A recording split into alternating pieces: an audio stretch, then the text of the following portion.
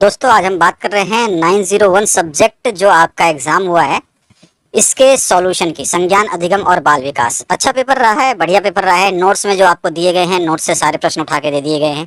तो अगर आपने नोट्स से पढ़ा है तो आपको कोई कठिनाई नहीं आई होगी। पहला जो प्रश्न है, रिक्त स्थानों की पूर्ति करनी है। इसमें आपके सारे सेट्स अब उपलब्ध हैं, यानी कि आपके केवल क्वेश्चन जो है ऊपर नीचे है, बाकी सारे सेट्स जो है आपका, चाहे सेट ए हो, आपका सेट ए हो तो भी आप इस वीडियो को देख सकते हैं। आप बी सेट भी इसी से देख सकते हैं, सी सेट भी इसी से देख सकते हैं और डी सेट भी आप इसी से देख सकते हैं। सारे सेट्स के आंसर यहाँ पर आपको मिलने वाले हैं। केवल क्वेश्चन क्रमांक चेंज होगा, प्रश्न सारे के सारे यही रहेंगे। पहला प्रश्न है खाली स्थानों की पूर्ति करनी है, जिसमें आपसे पहला प्रश्न पूछा गया है, अधिगम का मुख्य नियम खाली स्थान है। तो आप जानते हैं अधिगम के 3 नियम हैं, जिसमें मुख्य नियम में 3 आते हैं। सबसे पहला आता है तत्परता का नियम, क्योंकि बालक अगर सीखना चाहता है तो वो तत्पर रहता है, तभी वो कुछ सीख सकता है। तो अधिगम का मुख्य नियम तत्परता का नियम है। ये नियम 3 प्रकार के होते हैं। इसमें ये नहीं पूछा है कि अधिगम का मुख्य नियम कितने प्रकार के होते हैं या कितने हैं, यहाँ पे नहीं पूछा है, तो आप यहाँ पे 3 भी नहीं लिख सकते हैं।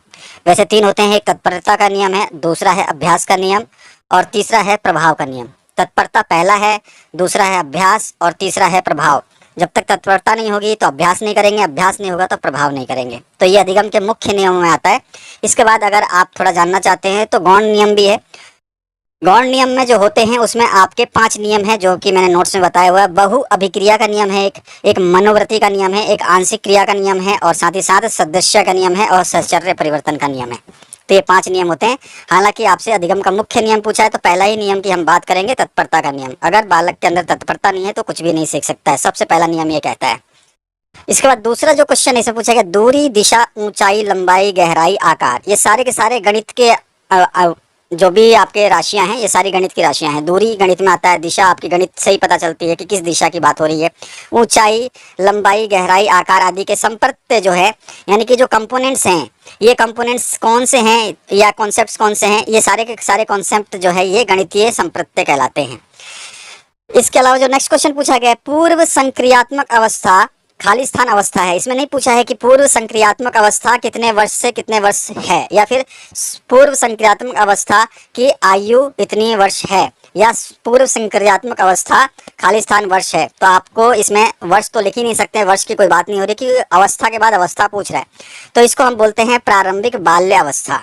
प्रारंभिक बाल्य अवस्था को पूर्व संक्रियात्मक अवस्था के नाम से भी हम जानते हैं।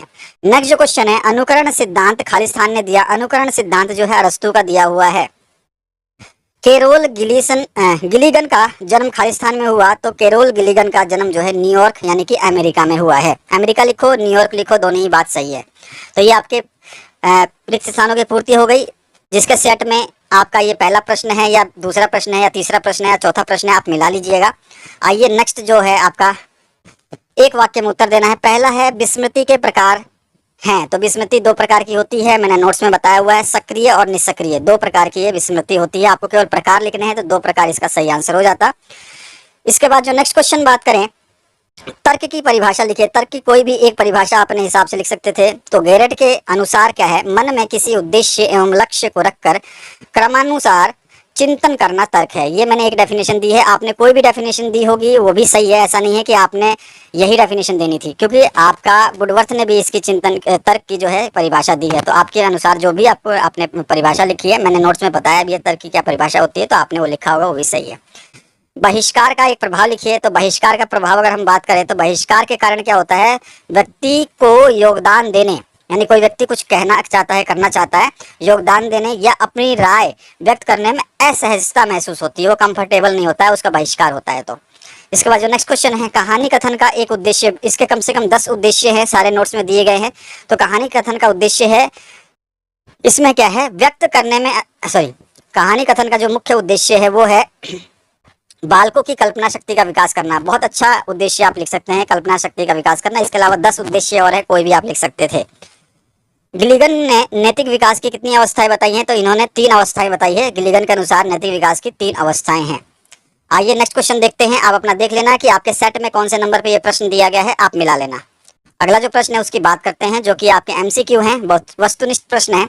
लेखन से संबंधित अधिगम कठिनाई, उसको हम डिस्ग्राफिया कहते हैं। ग्राफिया मतलब होता है कि हम कुछ लिखते हैं, ठीक है, चाहे डायग्राम बनाते हो, ग्राफिया आ जाता है। तो लेखन से संबंधित यानी लिखने की कठिनाई को डिस्ग्राफिया कहा जाता है। मैंने अपने नोट्स में भी बताया हुआ है। तो यहाँ पे बा ऑप्शन बिल्कुल सही आंसर हो जाएगा, ठीक है। तो बा ऑप्शन जो है इसका राइट आंसर हो जाएगा। जिस बच्चे ने ये क्वेश्चन पेपर भेजा है उसका राइट आंसर है ये डिस्ग्राफिया। अगला जो प्रश्न है, शिक्षा की प्रक्रिया नामक पुस्तक किसने लिखी है? तो आंसर हो जाएगा इसको ब्रूनर ने लिखा है। स ऑप्शन जो है इसका करेक्ट हो जाता है। श ऑप्शन इसका करेक्ट हो जाएगा। पियाजे ने संज्ञात्मक विकास की कितनी अवस्थाएं बताई हैं? तो बिल्कुल सभी को पता है 4 अवस्थाएं हैं। नोट्स में सब कुछ दिया गया है ये। तो यहाँ पे 4 अवस्थाएं बिल्कुल कंप्लीट सही आंसर है। वॉल्टर के अनुसार प्रारंभिक अवस्था में बच्चे किस साधन के द्वारा भाषा सीखते हैं? तो यहाँ पे किस साधन के द्वारा सीखते हैं?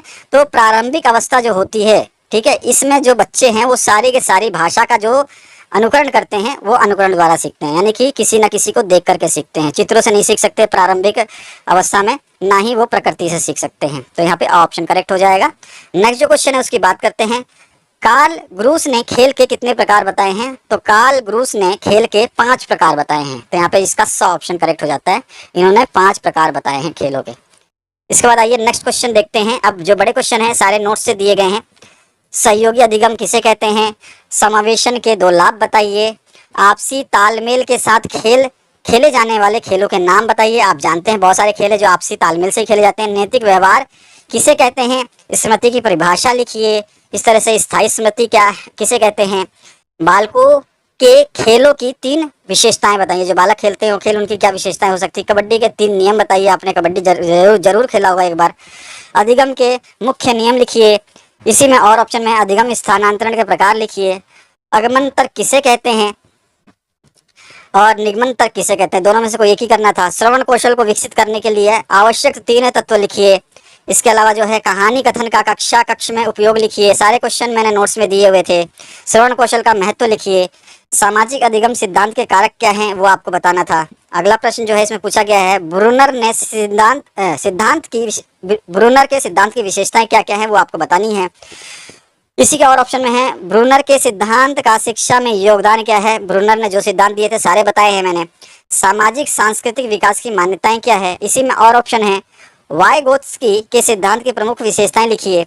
मस्तिष्क के क्या कार्य होते हैं? समन्वय है, सब कुछ है आपका, है ना, साथ ही साथ जो है आपको स्थिर रखता है। ये सारी चीजें इसमें लिखनी थी। सूचना प्रक्रम के चरण आपको बताने थे। इसके बाद जो नेक्स्ट क्वेश्चन है, अधिगम कठिनाई कितने प्रकार की होती है? जो हम लर्निंग करते हैं उसकी डिफिकल्टी कितने प्रकार की होती है? सूचना प्रक्रम उपागम का उपयोग क्या हो सकता है ये आपको बताना है। अगला जो प्रश्न है, सक्रिय अनुबंधन सिद्धांत की विशेषताएं बताइए। इसके अलावा इसी में और पूछा है, भाषा विकास को प्रभावित करने वाले कारक कौन कौन से हैं? ये भी बताया हुआ है नोट्स में आपको।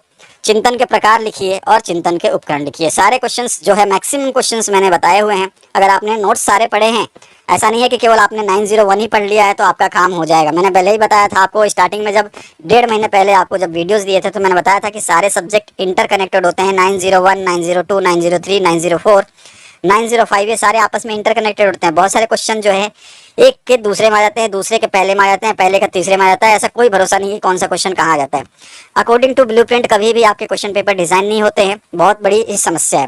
तो आशा करता हूँ इस वीडियो को देख करके आपने अपने क्वेश्चन मार्क जो भी आपने किए हैं उसके मार्क कर लिए होंगे और कितने नंबर आए हैं कमेंट करके आप बता सकते हैं। Thank you very much. Have a good day. मिलेंगे नेक्स्ट वीडियो में और वहाँ पे फिर इसका एनालिसिस करेंगे आपके नेक्स्ट पेपर का। Thank you very much. Have a nice day और प्रिपेयर करते रहिए।